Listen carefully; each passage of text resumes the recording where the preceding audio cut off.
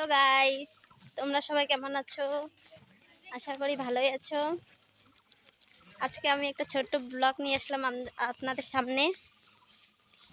তখন আমার কাকিমারা কোথায় গেছে তোমাদেরকে দেখাবো।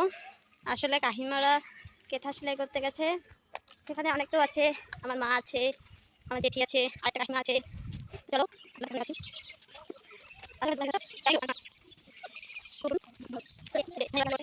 হাই বন্ধুরা, কেমন আছো? আশা করি ভালোই আছো। দেখো আমরা বাড়ি ঘর ছেড়ে কোথায় এসেছি আর কি করছি।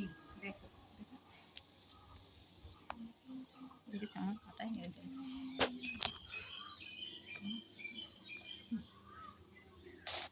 দেখেছো বাড়ি ঘর ছেড়ে কোথায় এসেছি, জায়গাটা দেখো। যুদ্ধ তো একটু